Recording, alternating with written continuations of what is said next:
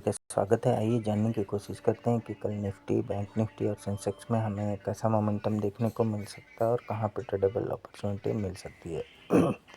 तो आइए एक बार के लिए डेली टाइम फ्रेम पे देखने की कोशिश करते हैं कि मार्केट में हमें कहाँ पे स्विंग हाई, स्विंग लो वगैरह दिख रहा है। जैसे कि आप देख पा रहे होंगे, मार्केट एक कंटिन्यूस ये लोअर हाई लोअर लो का फॉर्मेशन क्रिएट करते हुए आ रहा है। तो फिलहाल अभी ये जिस पोजीशन पे खड़ा है, ये यहाँ पे एक गैप है, वो गैप के आसपास ही ये ट्रेड कर रहा है और ये गैप का जो लोअर एंड है ये आपका 25,700 का लेवल है। तो 25,700 फ़िलहाल के लिए एक इम्पॉर्टेंट लेवल की तरह दिख रहा है। तो 25,700 के नीचे मार्केट में और फर्दर फॉल आने की प्रोबेबिलिटी दिख रही है। तो ये देखते हैं। सबसे पहले ये आप देख पा रहे होंगे, ये नवंबर महीने का जो ओपन प्राइस है, उस ओपन प्राइस के नीचे इसने क्लोजिंग दी हुई है और नवंबर महीने का लो यहाँ पे है, नवंबर महीने का हाई ये रहा और ये रहा नवंबर महीने का क्लोजिंग।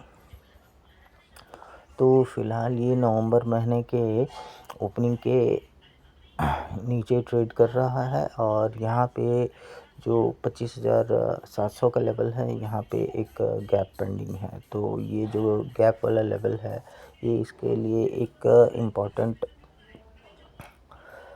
सपोर्ट का काम करेगी। और जैसे कि आप देख पा रहे होंगे, ये ऊपर से एक लोअर हाई लोअर लो का फॉर्मेशन करते हुए आ रहा है और आज मार्केट फ्लैट खुलने के बाद ये वापस से ऊपर जाने की कोशिश कर रही थी, लेकिन क्लोजिंग इसने नीचे दी है कल के डीलों के आसपास। तो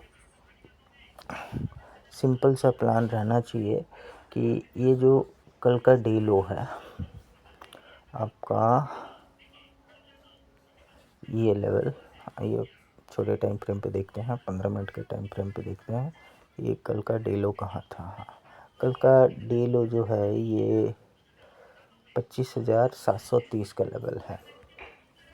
अगर ये 25,730 जो है, ये 25,730 के नीचे अगर ये ट्रेड करना स्टार्ट करती है तो मार्केट में हमें और फर्दर फॉल देखने को मिल सकता है। तो वो फर्दर फॉल हमें कहाँ तक देखने को मिल सकता है, वो फर्दर फॉल हमें लेके जा सकता है भी। यहाँ पे जो हमको स्विंग दिख रहा है नीचे में, ये जगह है आपका,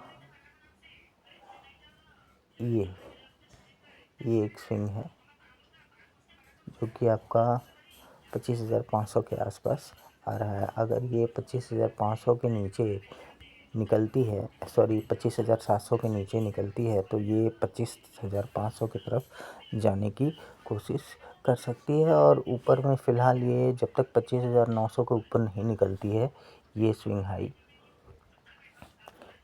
हाई जब तक ये क्लियर नहीं करती है 25,920 का, तब तक हमें ऊपर का कोई भी मोमेंटम देखने को नहीं मिल सकता है। तो निफ्टी में जो हमारे लिए नो ट्रेडिंग जोन होगा, वो नो ट्रेडिंग जोन होगा हमारे लिए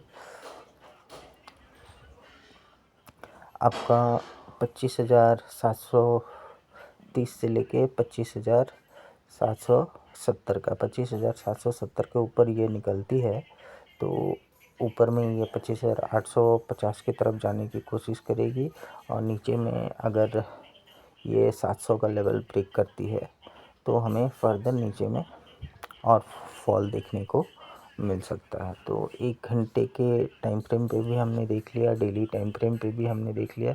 तो आइए कुछ मूविंग एवरेज वगैरह लगा के देखते हैं कि